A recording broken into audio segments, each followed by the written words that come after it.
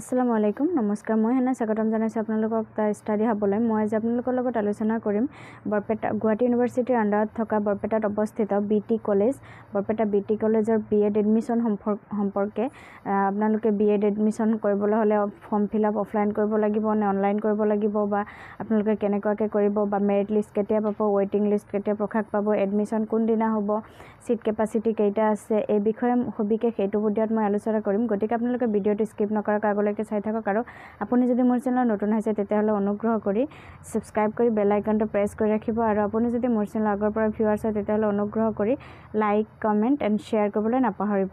এতিয়া হওক সময় নষ্ট নকৰাকৈ ভিডিঅ'টো আৰম্ভ কৰোঁ এতিয়া চাওক নটিফিকেশনটোত কি কৈছে নটিফিকেশনটো যেহেতু আজিয়ে মানে প্ৰকাশ কৰিছে নটিফিকেশনটোত কৈছে এডমিশন সম্পৰ্কে কিছুমান কথা মানে জাননী দিছে আপোনালোকক সো এতিয়া হওক নটিফিকেশনটো পঢ়ি চাওক as per notification of Guwahati university vide memo number GU BEd test entrance test 2024 97714 dated 12/8/2024 online application are invited from eligible candidate for admission into BEd first year session 2024-25 through admission portal at www.barpetabtcollege.org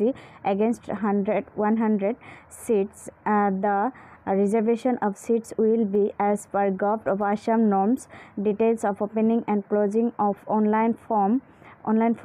publication of merit list and waiting list is given below. যেনহক মানে আপোনালোকে যদি গুৱাহাটী ইউনিভাৰ্চিটিৰ যোনখন merit list ওলাইছে হে 12 তাৰিখে merit list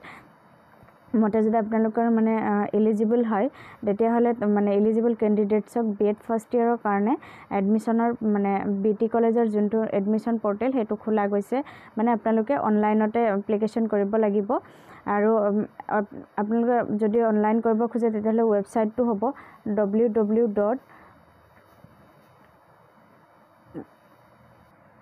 ৱেবসাইটটো হৈছে www.barpetabtcollege.org এটো হৈছে মানে ৱেবসাইট এটোত গৈ আপোনালোকে অনলাইন ফৰ্মখন পাই যাব তাতে গৈ ফিল আপ কৰিব পাৰিব আৰু সিট কেপাসিটি আছে 100টা আৰু ৰিজাৰ্ভেশন যোনটো সিস্টেম আছে সেই ৰিজাৰ্ভেশন সিস্টেম আসাম গভটৰ মতে যি মানে হেৰি সেই নিয়ম মতে ৰিজাৰ্ভেশন কোঠা বিলাক বা ৰিজাৰ্ভেশনৰ এডমিশন কিনি হৈ যাব তাৰ পিছত ডিটেইল ওপেনিং মানে যিখিনি কেতিয়া মানে আপোনালোকে অনলাইন এপ্লাই কৰিব পাৰিব সেই ডেটৰ বিষয়ে দিছে চাব পাৰে আপোনালোকে and closing of online application form for BEd first year session 2024-25 BEd first year যোনটো ডেট মানে ওপেনিং হ'ব অনলাইন এপ্লিকেশনৰ ফৰ্মৰ যোনটো হেৰি ওপেন হ'ব ৱেবসাইটটো ওপেন হ'ব তেটো হ'ব আজিৰ পৰা আৰম্ভ হৈ গৈছে মানে শুক্ৰবাৰ আজিৰ পৰা আৰম্ভ হৈ গৈছে আৰু লাষ্ট ডেট হৈছে 20 তাৰিখলৈকে আপোনালোকে 20 তাৰিখলৈকে আগষ্টৰ 20 তাৰিখলৈকে এটো এপ্লাই কৰিব পাৰিব তাৰ পিছত schedule for admission BEd first year মানে এডমিশনৰ ডেটটো দিছে বা মেৰিট লিষ্টৰ হেৰি দিছে চাব পাৰে এক নম্বৰ মেৰিট লিষ্টটো আপোনালোকৰ 21 তাৰিখে ওলাব আৰু মেৰিট লিষ্টত পোৱা যিখিনি ষ্টুডেন্ট আছে সেইখিনি এডমিশন ল'ব লাগিব 24 তাৰিখে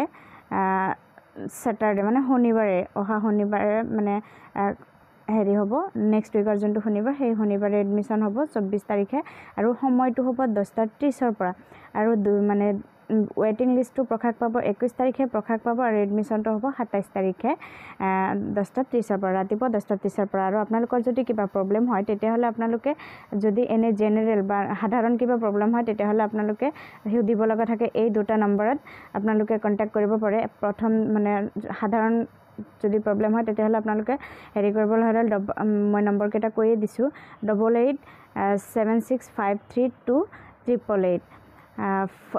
আৰু এটা নম্বৰ দিয়া হৈছে সেই নম্বৰটো হৈছে 840207883223 সৰি তাৰ পিছত যদি আপোনালোকৰ কিবা টেকনিক্যাল প্ৰবলেম হয় ধৰক আপোনালোকে কিবা মানে অনলাইন কৰোতে যদি প্ৰবলেম হয় যে অনলাইন হোৱা নাই বা কিবা এপ্লিকেশনটো আপোনালোকে সাবমিট কৰিব পৰা নাই বা যদি কিবা পইচা দিব লগা থাকে পেমেন্টটো কৰিব পৰা নাই সো বা আপোনালোকে মেৰিট লিষ্টটো মানে চাব পৰা নাই তেনেকুৱা যদি কিবা প্ৰবলেম হয় টেকনিক্যাল প্ৰবলেম তেতিয়াহ'লে আপোনালোকে এই দুটা নম্বৰত যোগাযোগ কৰিব পাৰে সেই নম্বৰ দুটা হৈছে 9365809217 আৰু এটা নম্বৰ দিয়া হৈছে সেই নম্বৰটো দিয়া হৈছে 9864508452 এইকেইটা নাম্বাৰ এই মানে দুটা নাম্বাৰ দিয়া হৈছে যদি টেকনিক্যাল কিবা প্ৰব্লেম থাকে আপোনালোকৰ ধৰক ফৰ্ম ফিল আপ কৰোঁতে অনলাইনত যদি কিবা প্ৰব্লেম থাকে এই নম্বৰ দুটাত যোগাযোগ কৰিব আৰু যদি আপোনালোকৰ কিবা বেলেগ কিবা জানিব লগা থাকে সাধাৰণ কিবা এটা বস্তু জানিব লগা থাকে তেতিয়াহ'লে ওপৰৰ নম্বৰ দুটাত আপোনালোকে যোগাযোগ কৰিব পাৰে সো আজিৰ ভিডিঅ'টো এইখিনি আছিলে আপোনালোকে ভিডিঅ'টো শেষলৈকে চোৱাৰ বাবে ধন্যবাদ আৰু আপুনি যদি সদস্যসকল দেখাৰ কথা কয় আপুনি যদি মোৰ চেনেলত নতুন হৈছে তেতিয়াহ'লে অনুগ্ৰহ কৰি সাবস্ক্ৰাইব কৰি বেল আইকনটো প্ৰেছ কৰি ৰাখিব যাতে আগলৈকে এনেধৰণৰ ভিডিঅ'সমূহ পাই থাকিব পাৰে আৰু আপুনি যদি মোৰ চেনেল আগৰ পৰা ভিউৱাৰ্ছ হয় তেতিয়াহ'লে অনুগ্ৰহ কৰি লাইক কমেণ্ট এণ্ড শ্বেয়াৰ কৰিবলৈ নাপাহৰিব জয় অসম জয় হিন্দ